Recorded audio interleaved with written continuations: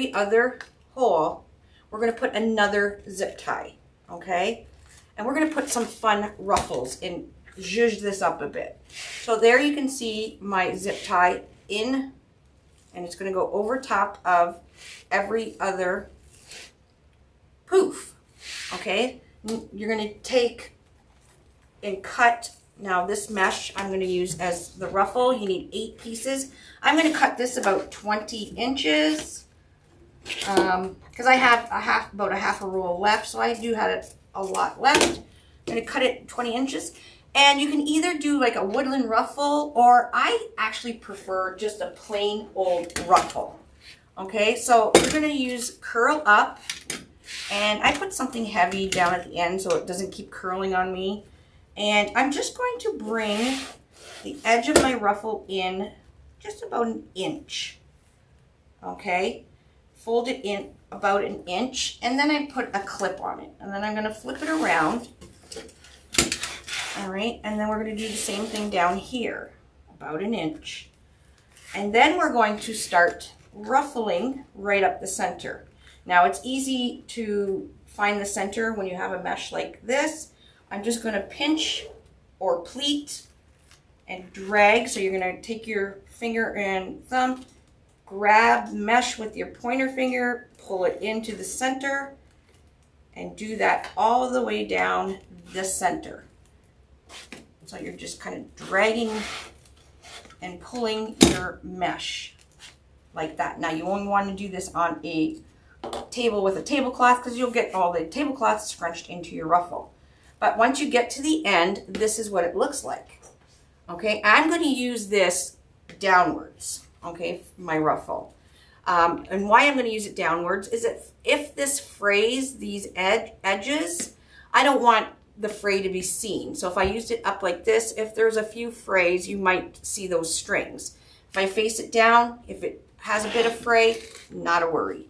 So I'm going to take the center of this ruffle and I'm going to put it right over top of that zip tie, push down on the center, and come around with my zip tie.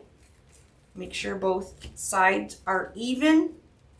So we have a nice ruffle, and then I'm going to pull the zip tie tight and cut it. Now usually you can use a zip tie gun, old scissors, nippers, whatever you have, side cutters. And then I'm going to just kind of, we don't want to lose our beautiful poof base. We just want to accentuate it by these really pretty ruffles. Okay, I'm going to do one more. So I skipped this one. We're going to go into this one. Again, 20-inch piece, curl up.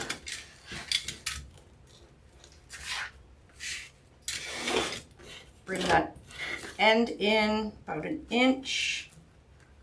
You can clip it. Again, pinching, making pleats down the center.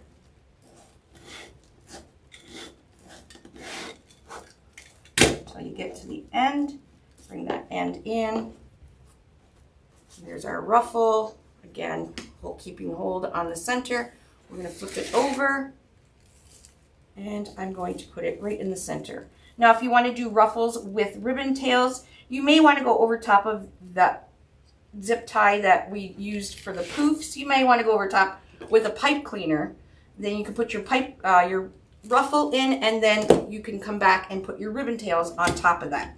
So, and then you can just cut off your pipe cleaners. And so you would have ruffles with ribbon tails, but I think it looks super stunning. Stunning base. I think it looks beautiful just like that. It kind of looks like a little bit of a hot mess on the TV, but it's pretty thick and it's a great start of a base.